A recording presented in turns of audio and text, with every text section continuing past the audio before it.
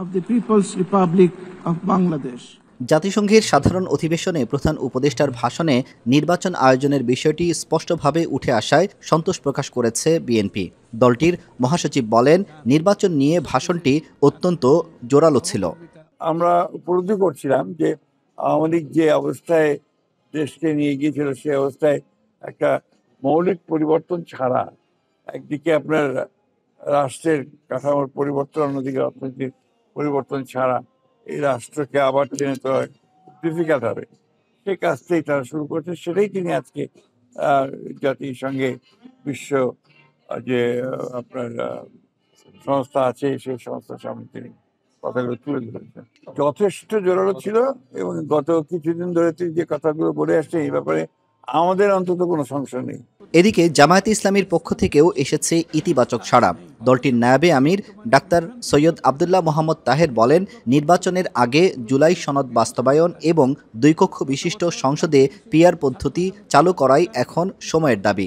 আমি বুঝি নির্মাণের শিল্প, সালাম স্টিল বোঝে ডিউরেবিলিটি। সালাম স্টিল মোস্ট ডিউরেবল স্টিল। আমরা এটা বলেছি যে নির্বাচন ফেব্রুয়ারিতে করার ব্যাপারে তো কোনো আপত্তি নেই, কিন্তু তার আগে কিছু বিষয় আছে গুরুত্বপূর্ণ যেগুলোকে সলভ করা দরকার।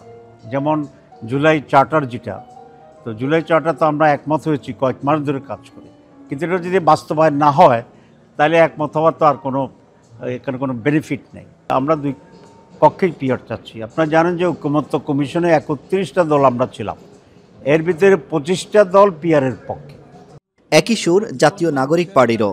দলটির সদস্য সচিব আক্তার হোসেন জানান, কেবল নির্বাচন নয়, তার আগে সুষ্ঠু পরিবেশ তৈরি করাই বড় চ্যালেঞ্জ। নির্বাচনের আগে বাস্তব সংস্কার ছাড়া জনগণের আস্থা ফিরবে না বলেও মত তার। ফেব্রুয়ারিতে যে নির্বাচনের সময়সীমার কথা বলা হয়েছে সেটাকে আমরা ইতিবাচক হিসেবেই দেখি, যদি না তার আগে সংস্কারের যে কার্যক্রমগুলো আছে, বিচারকে দৃশ্যমান করার যে উদ্যোগগুলো সরকার গ্রহণ করার পথে সেগুলোকে পরিপূর্ণভাবে সমাপ্ত করা হয়, তাহলেই এটাকে আরও গোছানোভাবে নির্বাচনের দিকে যাওয়া সম্ভব হবে। এবং এর আগেই লেভেল প্লেইং ফিল্ড নিশ্চিত করা সম্ভব, এর আগেই বাট প্রশাসনকে নিরপেক্ষ করা সম্ভব। এই 3 দলের এই 3 শীর্ষ নেতা উপস্থিত ছিলেন জাতিসংঘের সাধারণ অধিবেশনের এই ঐতিহাসিক মুহূর্তে। সাংবাদিক ও পর্যবেক্ষকদের মতে এটি বাংলাদেশের রাজনৈতিক ভবিষ্যতের এক ঐক্যবদ্ধ বার্তা।